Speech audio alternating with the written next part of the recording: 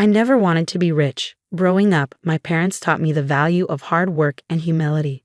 Dad ran a small diner, and Mom helped out while also working as a teacher's assistant. We weren't poor, but we weren't wealthy either, just comfortable enough to be happy. That's why when I inherited my grandfather's real estate empire at 25, I decided to keep it quiet. I wanted to find someone who would love me for who I was, not for my bank account. I continued working as a waitress at Charlie's Diner, the same place I'd worked through college. That's where I met Michael. He came in every morning for coffee and pancakes, always sitting in my section. Unlike the other suits who barely looked up from their phones, Michael actually talked to me. He asked about my day, remembered my stories, and made me laugh with his terrible dad jokes.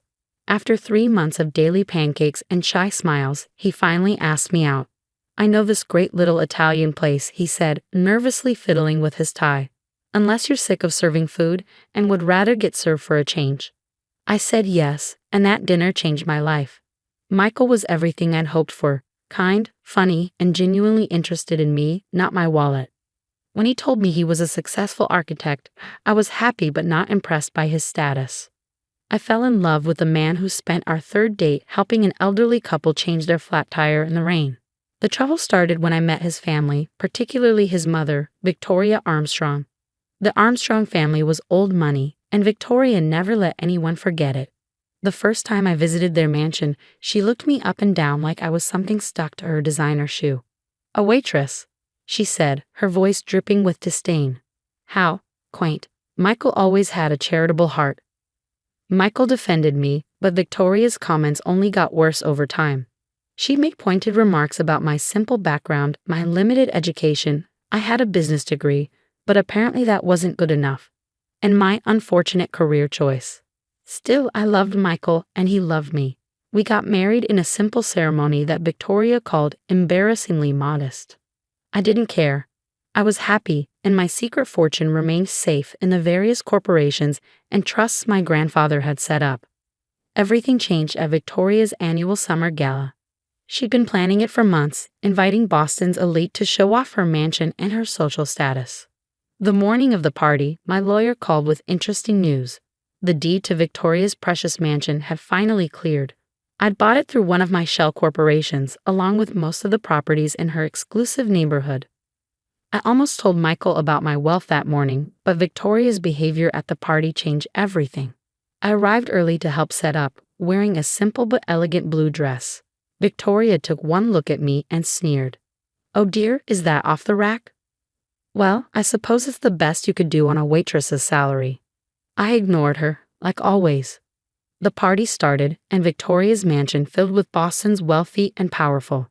I recognized most of them, not as their waitress, but as their landlord through various property holdings. They just didn't know it. The humiliation came during Victoria's speech. She stood on the grand staircase, champagne in hand, and began thanking everyone for coming. Then she spotted me trying to blend into the crowd. "Oh, and let's not forget our special guest," she said, her voice carrying across the marble foyer. "My son's wife, the waitress. You know, sometimes I think Michael married her just to spite me. I mean, what else could a successful architect want with a girl who serves pancakes for a living?" The crowd laughed. Some looked uncomfortable, but no one spoke up. Michael was stuck in traffic, running late. I was alone. Perhaps she thought marrying my son would be her ticket to a better life.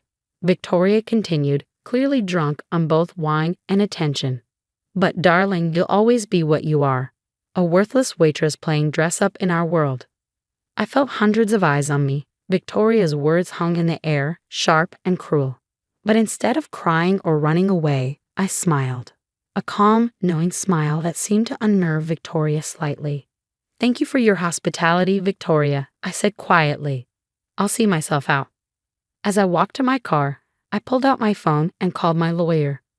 "John, remember that renovation clause in the new rental agreement? Let's put it into action, first thing tomorrow morning." I drove home to wait for Michael, knowing that Victoria's perfect world was about to crumble. The next morning would bring a surprise that would wipe the smug smile off her face forever. When Michael finally got home that night, I was sitting in our kitchen, waiting. He rushed in, looking devastated. "I heard what happened," he said, pulling me into a hug. "I'm so sorry, Mom was completely out of line. I'll talk to her, make her apologize. I shook my head, fighting back tears, not from sadness, but from the weight of what I was about to reveal. Michael, there's something I need to tell you. Something I should have told you long ago. But before I could continue, my phone buzzed. It was John, my lawyer. Everything was ready for tomorrow morning. Victoria's perfect world was about to be turned upside down, and for the first time since I'd met her, I couldn't wait to see my mother-in-law. The next morning dawned bright and clear. I woke up early, my heart racing with anticipation. Michael had already left for an important client meeting, unaware that today would change everything. I dressed carefully in a crisp business suit, no more waitress uniform, no more hiding. At exactly 9 a.m., 3 black SUVs pulled up to Victoria's mansion. I watched from my car as my lawyer John led a team of contractors and legal representatives to the front door. Victoria answered, still in her silk robe, her face twisting with annoyance. "What is the meaning of this?" she demanded. John smiled professionally. "Mrs. Armstrong, I represent Boston Heritage Properties. As your new landlord, we're here to inform you that we'll be beginning extensive renovations on this property, effective immediately." Victoria's face went pale. "Landlord? This is absurd. I own this house."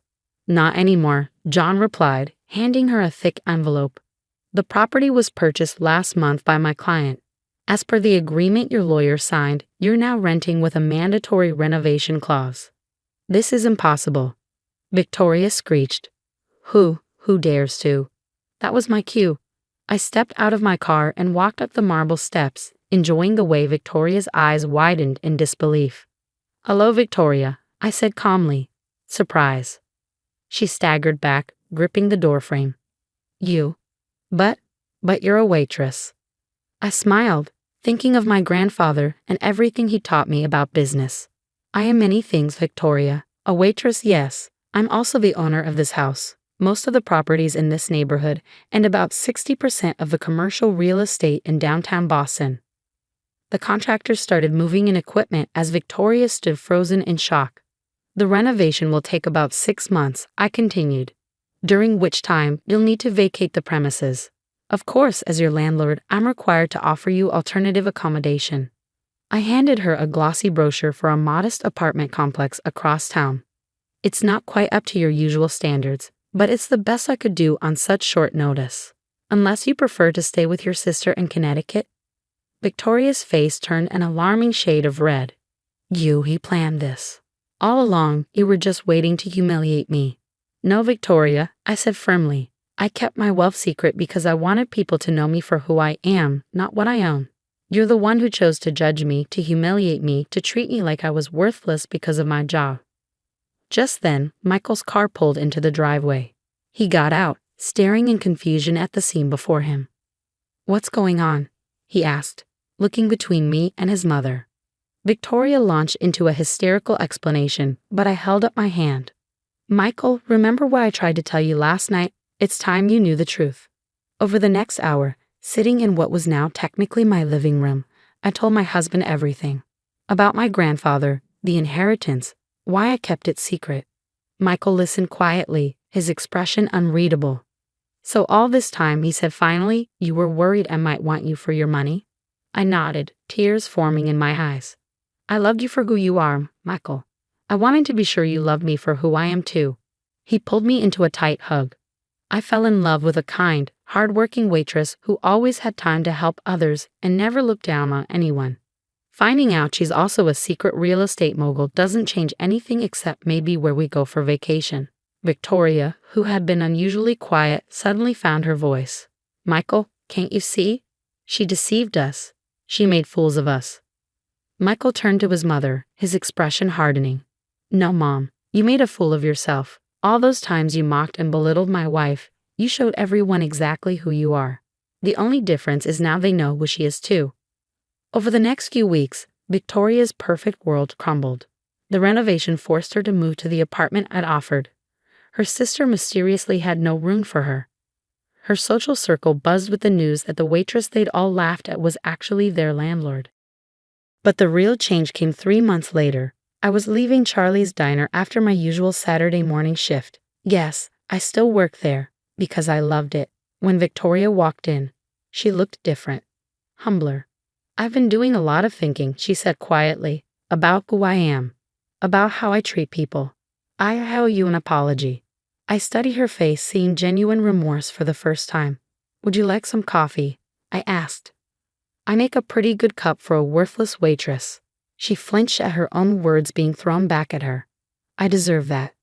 I deserve all of this. I miss my son, and I know that means making things right with you first. I poured her a cup of coffee and sat down across from her. You know, Victoria, the renovation clause doesn't actually require you to move out. I just wanted you to understand what it feels like to have your world turned upside down by someone else's judgment. She stared at me, realization dawning. You mean? You can move back into the mansion once you've learned to treat people with respect, regardless of their job or bank account. Real respect, not just politeness because I'm your landlord. Victoria took a shaky breath. I'd like that. And maybe you could teach me how to make those pancakes Michael loves so much. I couldn't help but smile. We'll start with coffee basics and work our way up. That day marked a new beginning. Victoria did move back into the mansion eventually, but not before spending 6 months working part-time at the diner with me. She learned every employee's name, their stories, their dreams. She learned that worth isn't measured by wealth or status, but by how you treat others. Michael and I moved into a penthouse downtown, but we kept our modest apartment too. I continued working at the diner because it reminded me of who I was and what really mattered. My grandfather's legacy wasn't just the real estate empire he'd built. It was the values he taught me about hard work, humility, and treating everyone with dignity. Every Sunday now, Victoria joins us for brunch. She makes the coffee herself, and nobody cares that it's not quite as good as mine. What matters is that she finally understands. True worth isn't about owning a mansion. It's about being the kind of person who deserves to live in one. As for me, I'm still that waitress who serves pancakes with a smile. I'm also a wife, a businesswoman, and now, surprisingly, a mother-in-law's teacher in the art of humility. But most importantly, I'm myself. And that's worth more than all the mansions in Boston.